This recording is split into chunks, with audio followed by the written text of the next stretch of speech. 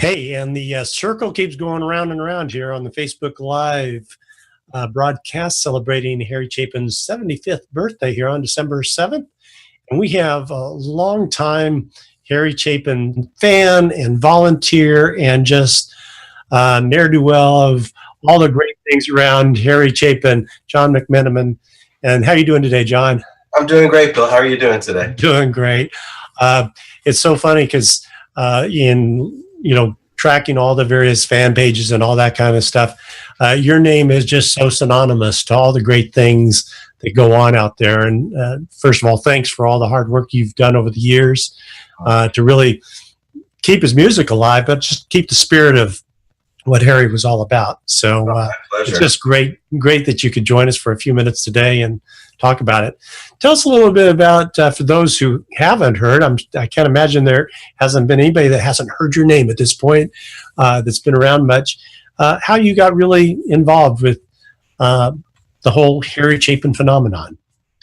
Well, let's see. I was working, it goes back to when I was in college. I was working at a theater in Western Pennsylvania, and I introduced a lot of my friends at that theater to Harry Chapin's music. I had seen him in concert a couple times and really enjoyed the concerts and the whole spirit. It was like a family gathering rather than a concert.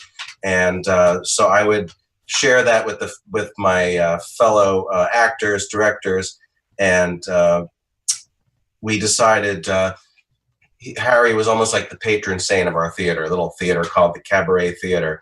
And when Harry died, we thought we would try to do something in his memory when he was always doing something for the other guy. So I said, I know a whole bunch of Harry Chapin songs. If we could sell tickets one night and do a performance and give the money to WhyHunger, it was called World Hunger Year at the time, Right. So we did that and filled the house. Did it for several more times over the next several years. I eventually got to work with some other musicians. I got to work with my friend Rob DeVitis, who's a guitar player, and we had the great pleasure of working with some of Harry's band, Howard Fields and Big John Wallace and Yvonne Cable on cello. We did a couple of concerts with those guys. Nice. And just to kind of recreate the spirit of his concerts, it made such an impact on me, and we tried to involve local food pantries and raise money. He would raise money, but also raise awareness. Yeah, so tell us about those concerts you attended. What really drew you to Harry?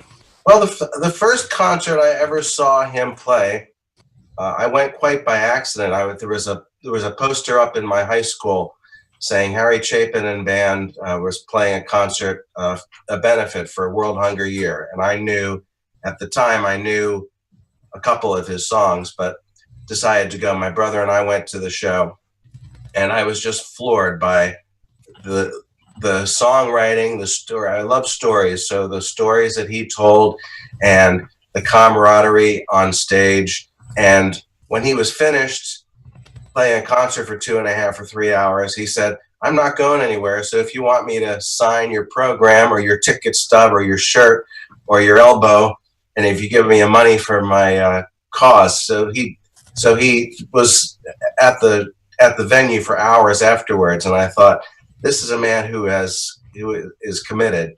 And so I like the joy of the concert, the community was incredible, but then afterwards to see that he was going to stick around to help even more was quite an experience.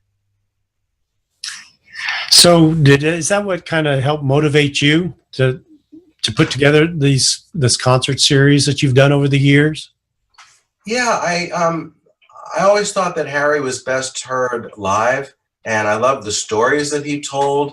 He would sing a 7-minute song and set it up with a 5-minute story. Right. And so I enjoyed that concert experience, and I wanted to kind of share it with other people some who remembered him and some who maybe not. Some people who came to the concert with people who were Harry Chapin fans.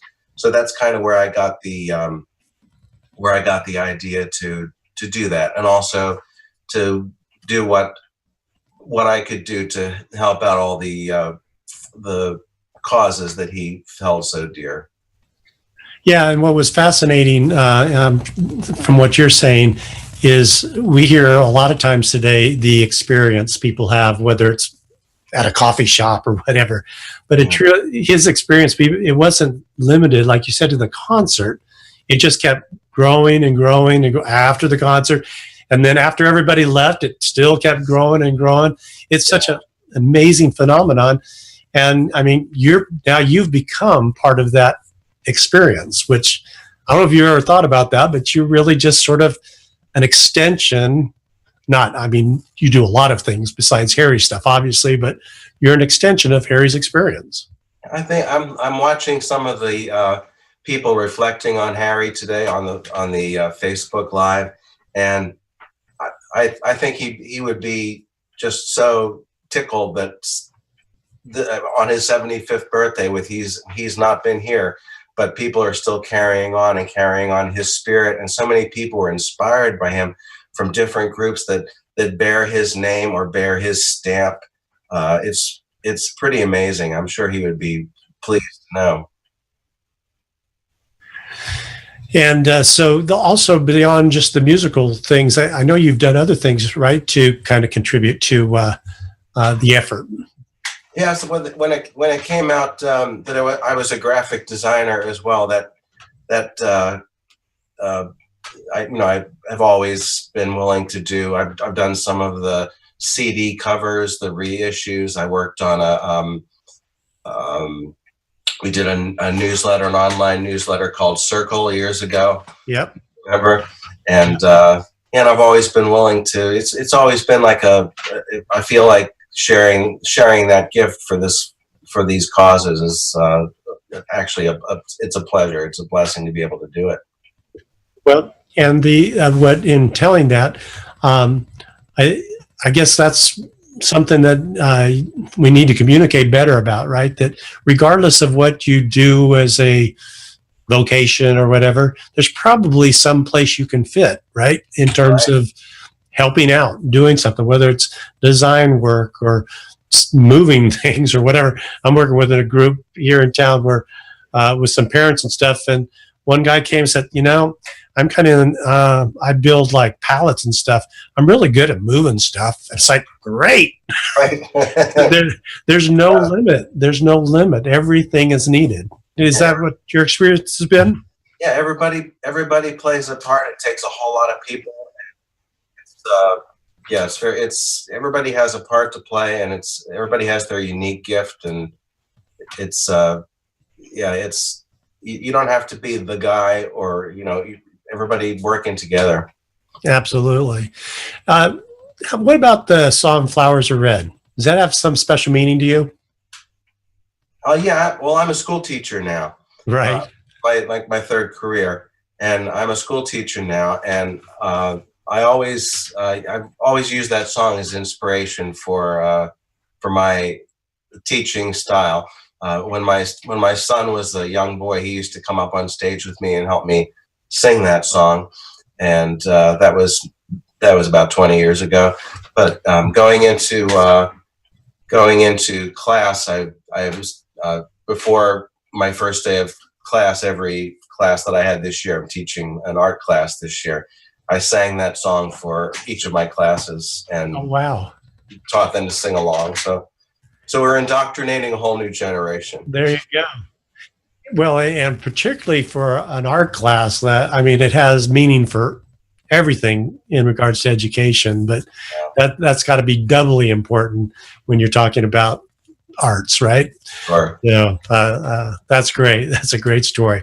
Yeah. Well, listen, thank you so much for spending some time with us online today, and just so great to hear folks like you that took Harry's advice and just like, hey, get out there, do something, and you keep doing it and over and again, and it's just a great example. So thanks again, John. My pleasure, Bill. Take care. We'll be back in a few minutes with a few more interviews. Hang on.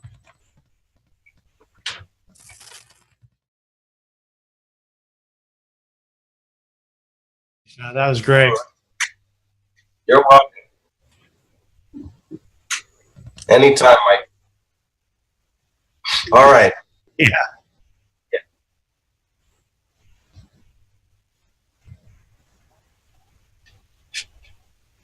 Yeah.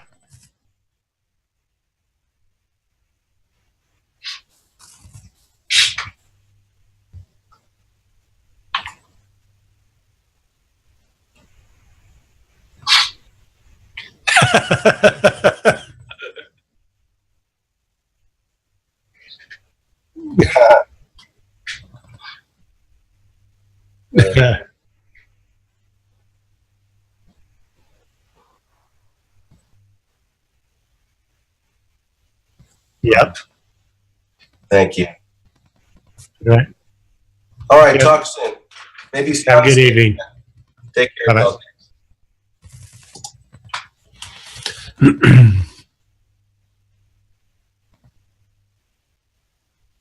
Okay.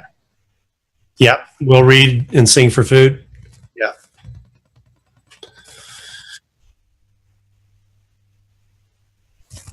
Oh, did I keep pronouncing it wrong? Yeah, that's like me and my name. I don't even hear it anymore.